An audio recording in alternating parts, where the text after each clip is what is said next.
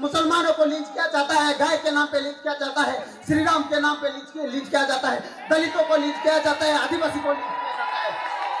ये लोग बोलते हैं ये लोग एंटी नेशनल, ये लोग बोलते हैं ये लोग एंटी नेशनल है। लेकिन मैं बता देना चाहता हूँ, इस देश में कोई राष्ट्रद्रोही कोई संगठन है तो इस देश का आरएसएस है, और इस देश का बीजेपी है, और इस देश का आईटीबीपी है। मैं उस 2008 के दंगा को याद करना चाहता हूँ जो इस देश के आरएसएस, बजरंग दल और विश्व हिंदू परिषद जैसे आतंकवादी संगठन ने जो दलित को नरसंहार करता है, जो दलित क्रिश्चियन है उसको नरसंहार करता है उनके, और उनको जिंदा गाड़ता है और इनको जिंदा जलाता है। और 50,000 जो दलित क्रिश्चियन है वो आज तक उनका पता नहीं होता है कि वो कहाँ रहते हैं, उनका क्या अस्तित्व होता है। एक आशा का किरण तभी दिखता है जब रोहित वेमुला मूवमेंट इस देश के हर कोने में लगातार रहता है। यही लोग रोहित वेमुला का इंस्टीट्यूशनल मर्डर करते हैं, और यही लोग जो स्मृति ईरानी है और इनका पूरा बीजेपी सरकार उनके पीछे पड़ जाता है इनको बचाने का। तो आज के इस प्रेसिडेंशियल डिबेट में आए हुए तमाम साथियों को मैं बादशाह फ्रेटर्निटी की तरफ से जय भीम, हुल जोहार और अतरंगी सलाम पेश करता हूँ। साथ ही साथ मैं उन कश्मीरियों को अपना सलाम पेश करना चाहता हूं जो अपने आजादी के लिए लड़ाई लड़ रहे हैं। साथ ही साथ मैं उन आसामियों को, जो आसाम के लोगों को अपना सलाम पेश करना चाहता हूं जो अपने सिटीजनशिप के राइट के लिए लड़ रहे हैं। और उसी के साथ मैं गोरखालैंड में उस लड़ाई को लिए मैं यहाँ से सलाम पेश करना चाहता हूँ जो कि अपना स्टेटहुड के लिए लड़ाई कर रहे हैं।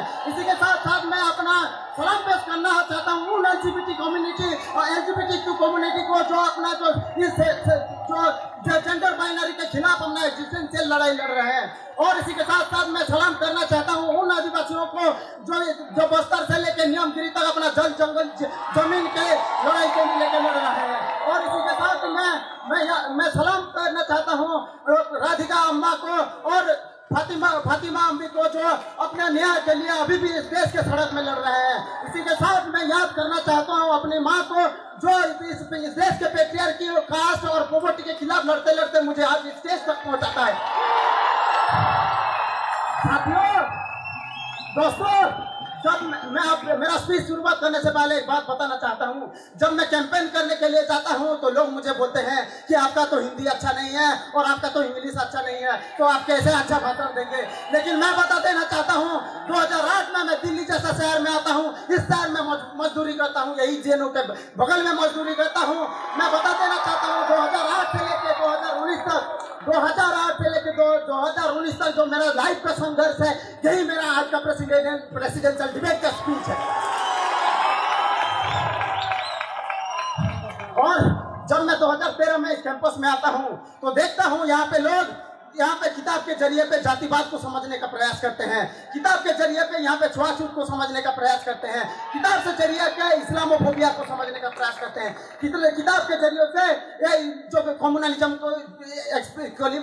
को समझने का बात करते हैं। लेकिन मैं बता देना चाहता हूँ, जब मैं उस 2008 के दंगा को याद करना चाहता हूँ जो इस देश के आरएसएस, बजरंग दल और विश्व हिंदू परिषद जैसे आतंकवादी संगठन ने जो दलित को नरसंहार करता है,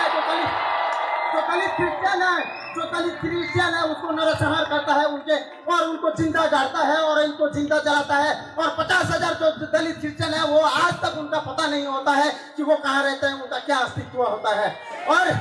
और दोस्तों, आज ये आरएसएस और बीजेपी इस देश में एक पॉलिटिक्स कर रहा है, एक डर का माहौल पैदा कर रहा है। और ये जो एबीवीपी जैसा संगठन, वो आरएसएस और बीजेपी जैसा जो हिंदुत्व फासिज्म का जो एक एजेंडा है उसको लाने का इस देश में प्रयास करते हैं। लेकिन मैं बताना चाहता हूँ इस मंच से बताना चाहता हूँ, मैं एक आशा का किरण तभी दिखता है जब रोहित वेमुला मूवमेंट इस देश के हर कोने में लगातार रहता है। यही लोग रोहित वेमुला का इंस्टीट्यूशनल मर्डर करते हैं, और यही लोग जो स्मृति ईरानी है और इनका पूरा बीजेपी सरकार उनके पीछे पड़ जाता है इनको बचाने का। तो ये आज यहाँ पे जो स्टूडेंट यहाँ पे आके बात करते हैं, हम उनको बताना चाहते हैं, एक दलित स्टूडेंट और एक आशाचित दलित स्टूडेंट यहाँ पे खड़ा होकर भाषण देने आता है, तो आप जैसे तो जातिवादी लोग यहाँ पे आप आवाज करते हैं,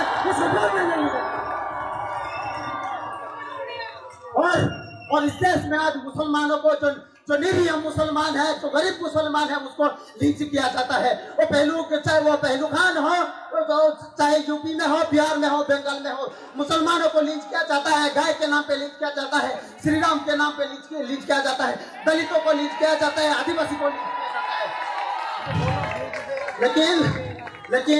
लेकिन एक बात भूलने नहीं चाहिए, आज इस देश के अंदर एक नेशनल मूवमेंट हो रहा है। इस देश के अंदर जो फांसीवाद के खिलाफ लोग लड़ाई कर रहे हैं, चाहे वो रोहित वेमुला का मूवमेंट हो, चाहे भीमा कोरेगांव का मूवमेंट हो, चाहे भीम आर्मी का मूवमेंट हो, इस देश का जो फांसीवादी ताकत है उसको करारा जवाब दिया जा रहा है।